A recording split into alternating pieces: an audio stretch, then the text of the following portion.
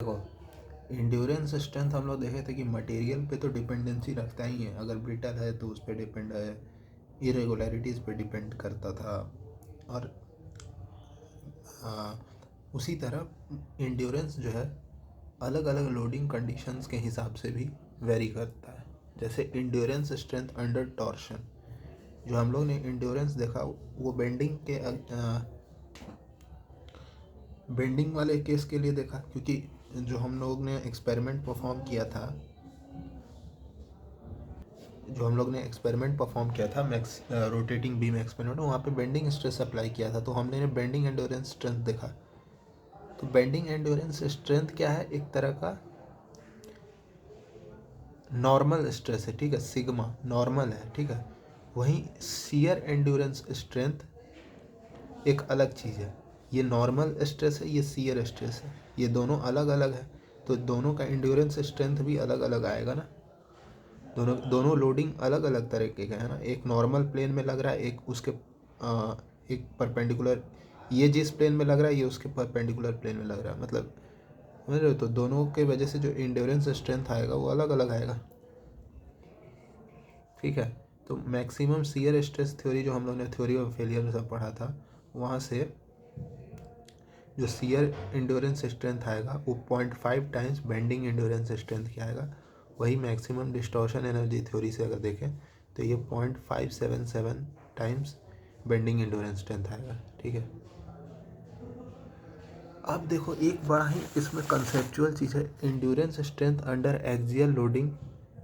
अब ये जो हम लोग ने पढ़ा वो तो बेंडिंग के लिए पढ़ा था, वो रोटेटिंग बीम एक्सपेरिमेंट में। एक्सियल लोडिंग में एंड्योरेंस स्ट्रेंथ और बेंडिंग के केस में एंड्योरेंस स्ट्रेंथ डिफर क्यों कर रहा है, क्योंकि दोनों तो नॉर्मल स्ट्रेस है। ऐसा थोड़ी है कि ये नॉर्मल है ये शियर है, दोनों तो नॉर्मल स्ट्रेस है, तो दोनों में डिफरेंस क्यों आ रहा है एंड्योरेंस स्ट्रेंथ का। तो इसका आंसर ये है कि जब हम इसमें इसके सरफेस को देखें, मतलब क्रॉस सेक्शन को देखें और इसके क्रॉस सेक्शन को देखें, तो यहाँ जो इरेगुलरिटीज़ हैं, ठीक है, डिफरेंट इरेगुलरिटीज़ है, यहाँ पे भी इरेगुलरिटीज़ है, ठीक है। अब हमको पता है कि जब हम एक्सियल लोडिंग लगाते हैं तो टॉप से लेके बॉटम तक सेम स्ट्रेस लगता है P/A, ठीक है। वहीं बेंडिंग स्ट्रेस में ऐसा नहीं होता है, ये y के डायरेक्टली प्रोपोर्शनल है, मतलब न्यूट्रल एक्सिस से हम ऊपर जाएंगे तो मेरा स्ट्रेस बढ़ेगा, नीचे जाएंगे तो भी मेरा निगेटिव में स्ट्रेस बढ़ेगा, ठीक है। तो सिर्फ टॉप और बॉटम वाले इरेगुलरिटीज़ को ही मैक्सिमम स्ट्रेस मिलेगा, ठीक है। ये जो टॉप और बॉटम के जो इरेगुलरिटीज़ है ना, इनको मैक्सिमम स्ट्रेस मिलेगा। Only top and bottom irregularities are subjected to maximum stress, ठीक है। वहीं यहाँ पर क्या है, यहाँ पर मोर इरेगुलरिटीज़, यहाँ पे इरेगुलरिटीज़ ज़्यादा हैं क्योंकि सभी स्ट्रेस को इक्वल वैल्यू मिल रहा है, ठीक है। सभी इरेगुलरिटीज़ को इक्वल वैल्यू मिल रहा है। More irregularities are subjected to maximum stress, ठीक है। मतलब यहाँ सभी जितने भी इरेगुलरिटीज़ हैं उन सबको एक सिंगल डायरेक्शन में एक सिंगल स्ट्रेस मिल रहा है जिसका मैग्नीट्यूड है P/A। यहाँ पर सिर्फ टॉप और बॉटम वाले इरेगुलरिटीज़ ही सब्जेक्टेड है मैक्सिमम स्ट्रेस के, बाकी सब में स्ट्रेस का वैल्यू बहुत कम है। तो यहाँ पर स्ट्रेस कंसंट्रेशन ज़्यादा होगा क्योंकि यहाँ ज़्यादा इरेगुलरिटीज़ है एज़ कम्पेयर टू दिस। तो यहाँ पर जो एंड्योरेंस स्ट्रेंथ आएगा एक्सियल लोडिंग के केस में,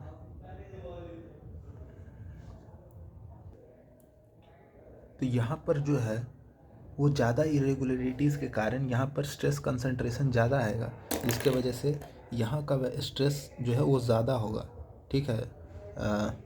सॉरी, यहाँ का जो एंड्योरेंस स्ट्रेंथ है, एंड्योरेंस स्ट्रेस है वो कम होगा क्योंकि यहाँ पे स्ट्रेस कंसंट्रेशन के वजह से जो है वो एंड्योरेंस स्ट्रेस का वैल्यू कम होगा, ठीक है, एज़ कम्पेयर टू यहाँ, क्योंकि यहाँ पर इरेगुलरिटीज़ कम है तो यहाँ पे एंड्योरेंस स्ट्रेस का वैल्यू ज़्यादा होगा।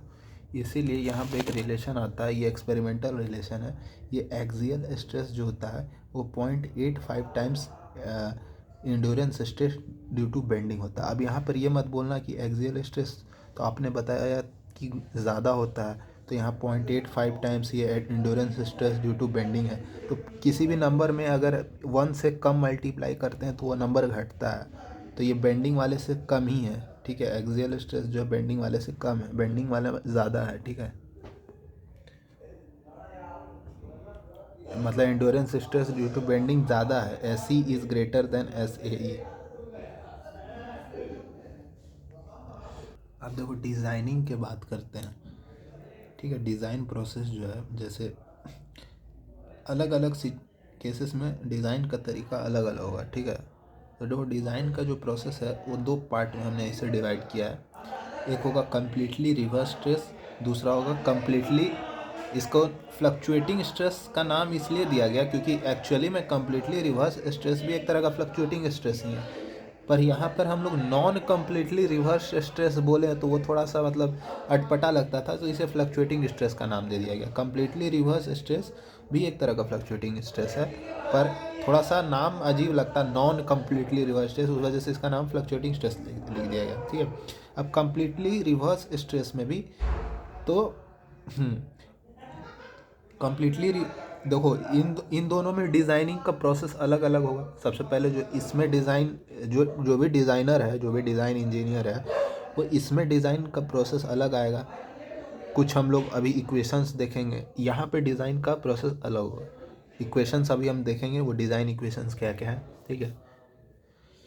तो कम्प्लीटली रिवर्स स्ट्रेस में भी, कम्प्लीटली रिवर्स स्ट्रेस में होता क्या है, mean stress sigma, mean stress 0 होता है, ठीक है। मतलब जितना ऊपर गया उतना ही नीचे गया, मतलब sigma max is equals to minus of sigma minimum, ठीक है। अब इसमें 2 केस आता है, एक इनफाइनाइट लाइफ, एक फाइनाइट लाइफ। मतलब completely reverse stress infinite life, मतलब हमको देखो completely reverse stress for infinite life, इस इनफाइनाइट लाइफ इसका क्या मतलब है, हम लोग ने वोलर डायग्राम देखा था, एस एन कर्व जिसको कहते हैं। देखो एस एन कर्व में क्या था कि हमको इस पॉइंट पर जा कर के एक ऐसा स्ट्रेस मिल रहा था जो जिसका नंबर जो इनफाइनाइट लाइफ तक के लिए same amount of stress buildup है, ठीक है। नंबर ऑफ साइकिल्स जो है इनफाइनाइट हो गया है, तो ये स्ट्रेस का नाम क्या था, एंड्योरेंस स्ट्रेस या एंड्योरेंस, हाँ एंड्योरेंस स्ट्रेस, ठीक है। तो इनफाइनाइट लाइफ के लिए हमको अगर कम्प्लीटली रिवर्स स्ट्रेस का डिज़ाइन करना है तो हमको एंड्योरेंस स्ट्रेस को दिमाग में रख करके वो चीज़ करना पड़ेगा। फाइनाइट लाइफ मतलब यहाँ पर इस रीजन में एंड्योरेंस स्ट्रेस से ये वाला जो ग्राफ है, ठीक है, ये ऊपर वाला, यहाँ पर हमको फाइनाइट लाइफ मिलेगा, ठीक है। मतलब नंबर ऑफ साइकिल्स कुछ होंगे, उसके बाद उस साइकिल्स के बाद फटीग फेलियर आ जाएगा। यहाँ पर कोई फटीग फेलियर नहीं आएगा, एक जो स्ट्रेस है वो पूरा इनफाइनाइट लाइफ तक सेम रहेगा और कोई फटीग फेलियर नहीं आएगा। यहाँ पर क्या है कि ये एक स्ट्रेस होगा, वो after certain number of cycles जा कर के फेल कर जाएगा, फटीग फेलियर आ जाएगा। तो इन दोनों में डिज़ाइन का प्रोसेस अलग अलग होगा, ठीक है। ये तो था कम्प्लीटली रिवर्स स्ट्रेस का कहानी। अब फ्लक्चुएटिंग स्ट्रेस का बात करें तो फ्लक्चुएटिंग स्ट्रेस में मतलब सिग्मा मैक्स और सिग्मा मिनिमम, मीन स्ट्रेस 0 नहीं होगा, ठीक है। अब इसमें भी 2 केस आता है, इनफाइनाइट लाइफ, फाइनाइट लाइफ, ये हमें नहीं पढ़ना है, ठीक है, हमारे सिलेबस में सिर्फ ये है। अब देखो अब डिस्कशन करते हैं सबसे पहला केस को, completely reverse stress about infinite life, infinite time, ठीक है। मीन स्ट्रेस क्या है, यहाँ 0 है। सिग्मा ए क्या हो जाएगा, एम्पलीट्यूड सिग्मा मैक्स के बराबर, सही है। तो फेलियर को अवॉइड करने के लिए,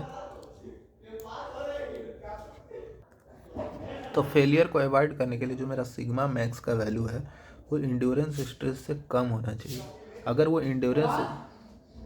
तो जो मेरा मैक्सिमम स्ट्रेस है वो इंड्योरेंस स्ट्रेस से कम होना चाहिए। अगर वो ज़्यादा हो गया, मान लो ये है इंड्योरेंस स्ट्रेस, ठीक है, ये इंड्योरेंस स्ट्रेस का लाइन है, अगर मेरा मैक्सिमम स्ट्रेस इससे ऊपर आ गया, मतलब क्या है कि after certain number of cycles मेरा फटीग फेलियर हो जाएगा, ठीक है। तो हमको तो चाहिए कि भाई इनफाइनाइट लाइफ के लिए जो है मेरा इनफाइनाइट लाइफ हमें चाहिए ना, तो इनफाइनाइट लाइफ के लिए जो सिग्मा मैक्स जो होगा वो इसके बराबर या इससे कम होना चाहिए। तभी ये मेरा इनफाइनाइट लाइफ तक सस्टेन कर पाएगा। नंबर, ठीक है, ये जो स्ट्रेस है सिग्मा मैक्स, ये या तो ऐसी हो या ऐसी से कम हो, ठीक। तो क्रिटिकल कंडीशंस के लिए ऐसी ले लेंगे। अगर उसको और अंदर लाना है, क्रिटिकल सिचुएशन को अवॉइड करने के लिए हम लोग क्रिटिकल सिचुएशन से अंदर थोड़ा बात करते हैं, मतलब अंदर लाते हैं इसे, तो फैक्टर ऑफ सेफ्टी इंट्रोड्यूस कर देते हैं। फैक्टर ऑफ सेफ्टी इसीलिए लाया जाता है ताकि कल को होकर के कुछ अगर अनवांटेड स्ट्रेस आ गया, कुछ एक्सीडेंटल सिचुएशन आ गया, तो एक फैक्टर ऑफ सेफ्टी रहेगा, तो मेरा स्ट्रेस का वैल्यू जो है इंड्योरेंस स्ट्रेस से कम हो जाएगा, जिससे मेरा थोड़ा सहूलियत मिलेगा। इसमें हम लोग कई बहुत बातें कर चुके हैं। जिनको नहीं समझ में आता ये फैक्टर ऑफ सेफ्टी क्यों इंट्रोड्यूस किया गया, वो पुराना जो है थ्योरी ऑफ फेलियर का वीडियो देख लें, क्योंकि इस पर अब ब्रीफ करेंगे तो फालतू का वीडियो लंबा हो रहा है। तो सिग्मा मैक्स जो होगा वो इंड्योरेंस स्ट्रेस बाय FOS आ जाएगा, ठीक है। अब जो शियर स्ट्रेस होगा वो shear endurance stress by factor of safety आएगा। यहाँ ध्यान रखना, ये बेंडिंग इंड्योरेंस स्ट्रेस है और ये शियर इंड्योरेंस स्ट्रेस है divided by factor of safety. तो ये तो पहला डिज़ाइन का प्रोसेस है जहाँ पर हमको completely reverse stress under infinite life चाहिए, मतलब एक कांस्टेंट स्ट्रेस मेंटेन रहे विदाउट एनी फटीग फेलियर। तो उसके लिए जो मेरा स्ट्रेस सिग्मा मैक्सिमम है वो या तो उस इंड्योरेंस स्ट्रेस के बराबर हो या उससे कम हो। जनरली कम रखते हैं ताकि एक फैक्टर ऑफ सेफ्टी लेके चलते हैं हम लोग, ठीक है।